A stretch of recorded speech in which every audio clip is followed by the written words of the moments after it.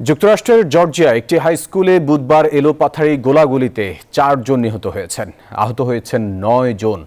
এই ঘটনায় 14 বছর বয়সী একজনকে গ্রেপ্তার করেছে স্থানীয় পুলিশ। এই ঘটনাকে অস্বাভাবিক বলে অভিহিত করেছে হোয়াইট হাউস। আটক ব্যক্তিকে প্রাপ্তবয়স্ক হিসেবেই বিচার করা হবে বলে জানিয়েছে কর্তৃপক্ষ।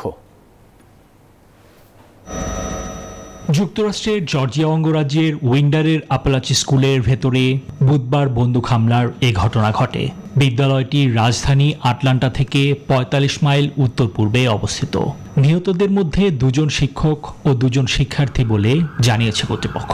কোল্ড গ্রে নামের 14 বছর বয়সী এক সন্দেহভাজনকে আটক করেছে স্থানীয় পুলিশ।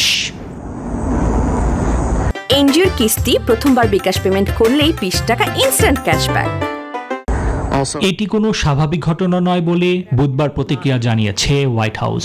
একের পর এক এমন ঘটনাকে স্বাভাবিক হিসেবে নেওয়া যায় না বলে এক বিবৃতিতে জানালেন মার্কিন প্রেসিডেন্ট জো বাইডেন ও ফার্স্ট লেডি জিল বাইডেন। দেশটি থেকে বন্দুক সহিংসতার এই মহামারীকে নিশ্চিহ্ন করতে হবে বলে মন্তব্য করেছেন মার্কিন ভাইস প্রেসিডেন্ট কমলা হ্যারিস। এ ঘটনা সম্পর্কে তথ্য সংগ্রহ করছি আমরা। এটি একটি সেন্সলেস ট্র্যাজেডি। যুক্তরাষ্ট্রে প্রতিদিন বাবা মারা তাদের সন্তানদের স্কুলে পাঠানোর পর চিন্তায় থাকেন যে তারা নিরাপদে ঘরে ফিরবে কিনা। এসব বন্ধ করতে হবে আমাদের।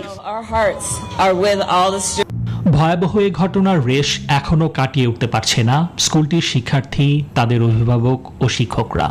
আটক ওই স্কুল ছাত্রকে প্রাপ্তবয়স্ক হিসেবে অভিযুক্ত করে বিচার করা হবে বলে জানিয়েছে জর্জিয়া ব্যুরো অফ ইনভেস্টিগেশনের পরিচালক ক্রিস হোসি। নিবির আমিন, নিউজ 24।